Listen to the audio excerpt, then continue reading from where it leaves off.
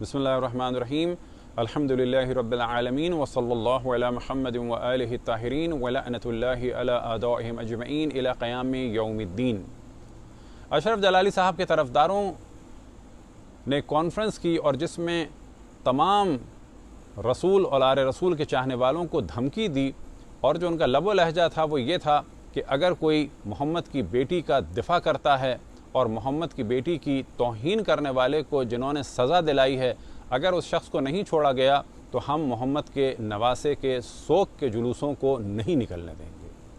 और फिर लब्बैक या रसूल अल्लाह की निदाएं बुलंद हुई तो नहीं मालूम कि लब्बैक या रसूल अल्लाह जब कहा गया तो मुराद रसूल अल्लाह सल्लल्लाहु अलैहि वसल्लम है या इनके दिलों में अबू सुफियान खबीस से पलीद बैठा है।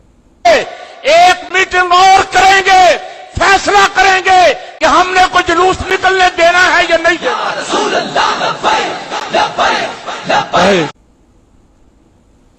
क्योंकि जब उन्होंने धमकी दी है जुलूसों की तो उससे तो उनकी सुफियानियत जाहिर हुई है, मोहम्मदियत जाहिर नहीं हुई।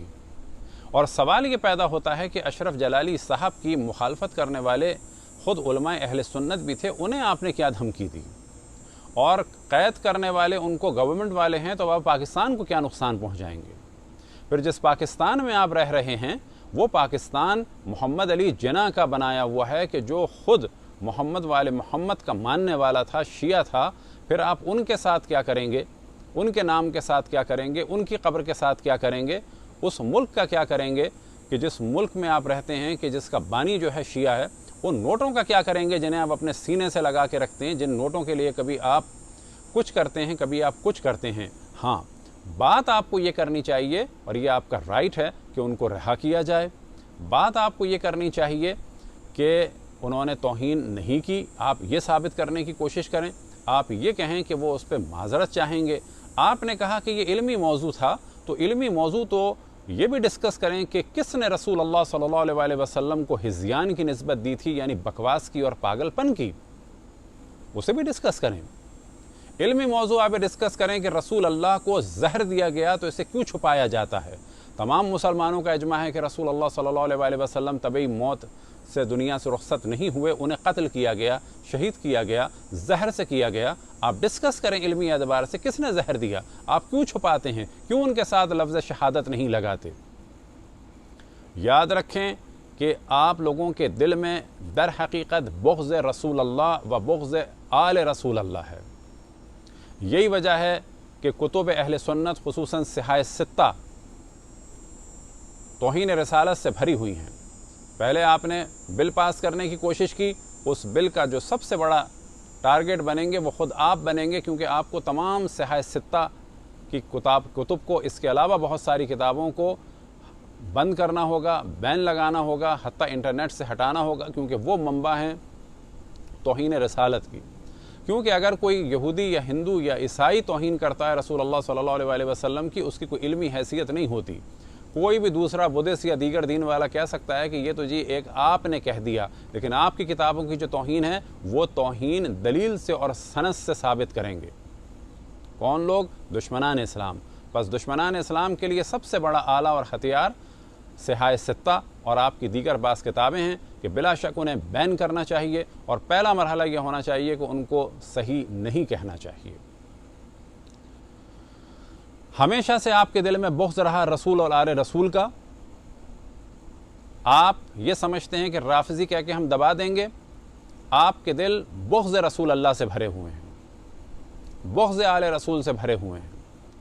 आपके निकाह ज़िना से, लवात से, शराब से, जुआ से और दीगर हराम कामों से नहीं टूटते, रक़्स से, मौसीक़ी से।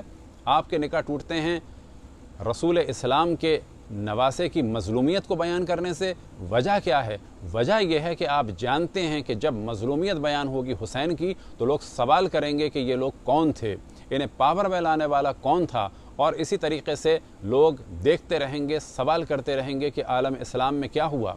आपने पिछली कॉन्फ्रेंस में कहा था कि हज़रत उस्मान की शहादत का सोग मनाएंगे, आप मनाइए। आपने उनके कातलों का जिक्र नहीं किया।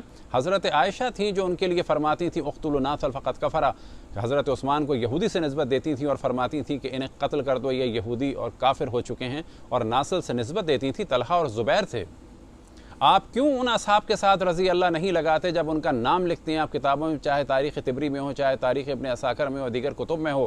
آپ کیوں نہیں لکھتے مثال کے طور پر عبد الرحمن ابن عدیس بلوی جو بدری تھے ان کے ساتھ رضی اللہ کیوں نہیں لگاتے؟ جناب عثمان کے مخالفوں اور قاتلوں میں جن کا آپ نام لیتے ہیں، پہلے تو آپ نے یہ گیم کیا کہ مولا علی اور ان کے لوگوں پہ ڈالا تاکہ ہمیشہ کے لیے استعمال کیا جائے، جبکہ ان کا جو اصل قاتل تھا وہ حمران اسود بن سودان بن حمران تھا۔ باقی لوگ صرف مخالفت کرنے والے تھے، پورا مدینہ مخالف تھا، تمام اصحاب مخالف تھے، اور مخالفین میں جو سر فہرست تھے وہ عبد الرحمن ابن عدیس تھے رضی اللہ تعالی عنہ، عمر بن حمق خضائی رضی اللہ تعالی عنہ، محمد ابن ابو بکر رضی اللہ تعالی عنہ، عمار یاسر رضی اللہ تعالی عنہ، عبد الرحمن بن عوف، اسامہ بن زید رضی اللہ تعالی عنہ، جبلہ بن عامر الصاعدی رضی اللہ تعالی عنہ، جہجہ الغفاری رضی اللہ تعالی عنہ، حنیفہ بن یمان رضی اللہ تعالی، حذیفہ بن یمان رضی اللہ تعالی عنہ، حکیم بن جبلہ رضی اللہ تعالی عنہ، رفاع بن رافع الانصاری رضی اللہ تعالی عنہ، زید بن سوحان رضی اللہ تعالی عنہ، عبداللہ بن مسعود رضی اللہ تعالی عنہ، عبداللہ بن بدیل رضی اللہ تعالی عنہ، حدی بن حاتم رضی اللہ تعالی عنہ۔ سوال یہ پیدا ہوتا ہے کہ جب آپ قتل عثمان کو بیان کرتے ہیں اور کتابوں میں ان لوگوں کے ساتھ رضی اللہ نہیں لگاتے، تو آپ کی پہلی ذمہ داری اس ملک کے بعد یہ ہے کہ ان کے ساتھ بھی رضی اللہ لگائیں، ان کے ناموں کی مسجدیں بنائیں، ان کے ناموں کے آپ مدرسے بنائیں۔ جھوٹ بولتے ہیں کہ آپ تمام اصحاب کا احترام کرتے ہیں، آپ ان اصحاب کا احترام کرتے ہیں کہ جو اہل بیت کے مقابلے میں تھے، آپ ان اصحاب کا احترام کیوں نہیں کرتے؟ جبلہ بن عمر کا، عدیس بن عبد الرحمن بن عدیس کا، عمر بن حمق خضائی کا، جناب محمد ابن ابو بکر کا۔ تو جو آپ کر رہے ہیں وہ آپ کے نقصان میں جا رہا ہے۔ ڈریں اس سے کہ آپ کی نسلیں دین سے کہیں خدا نخواستہ نہ نکل جائیں۔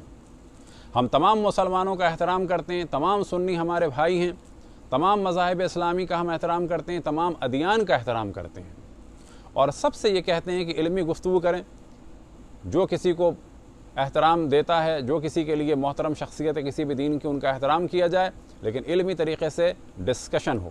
ہاں، پاکستان کے اور دنیا بھر کے جو حالات ہیں، علمی ڈسکشن کے بعد سزاؤں کا سلسلہ نہیں ہونا چاہیے، اور اگر آپ سزائیں چاہتے ہیں تو یاد رکھیں کہ سب سے پہلے سزا انہیں ہوگی کہ جو صحیح بخاری کو چھاپیں گے یا بانٹیں گے یا بیچیں گے یا انہیں صحیح کہیں گے۔ عزاداری امام حسین تو ہمیشہ سے ہوتی چلی آئی ہے، ہوتی چلی جائے گی۔ آپ جو دھمکی دے رہے ہیں کہ ہم مسلمانوں کے نبی کے نواسے کے سوگ کو نہیں منانے دیں گے، آپ کی یہ روش ہمیشہ سے رہی ہے۔ کبھی آپ نے اس سوگ کو روکنے کے لیے یہ کہا کہ شیعہ تھوک کے پلاتے ہیں، بچے کاٹتے ہیں، بریانی و قورمے میں خون ڈالتے ہیں۔ آج عوام اہل سنت جانتے ہیں کہ آپ لوگ کتنے خائن ہیں، کتنے خبیث ہیں، علماء یہود کی طرح سے کس طرح سے آپ تحریف کرتے ہیں۔ آپ لوگوں کے نکاح زنا سے، شراب سے نہیں ٹوٹتے، نواسے رسول کے ذکر سے ٹوٹتے ہیں۔ یہ صرف اس لیے تھا کہ آپ دشمنان رسول اور آل رسول کا دفاع کریں۔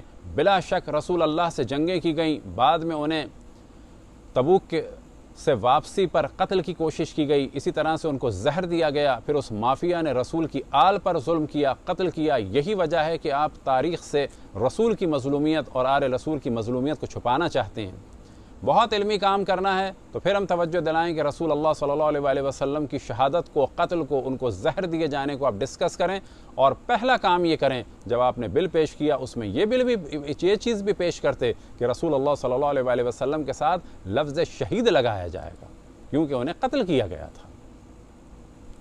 اسی کلپ میں موصوف نے فرمایا کہ بہت سارے لوگوں نے توہین کی ہے۔ یہ اشارہ تھا آپس کے اختلافات کی جانب کہ جہاں رسول اللہ کی کھل کے توہین ہے۔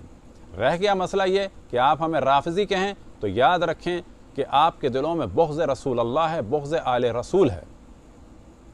ہمیں رافضی کہنے سے کوئی کسی قسم کا خوف نہیں آتا۔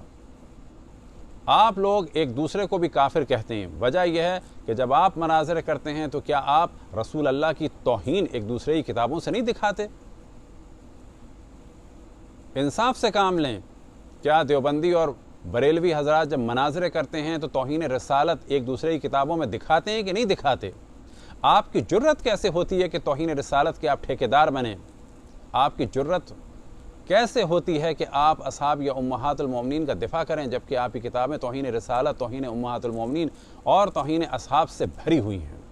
یہ صرف آپ کا شور ہے کہ عام افراد پر اتنا پریشر ڈالا جائے کہ کہیں آپ کے راز کھل نہ جائیں۔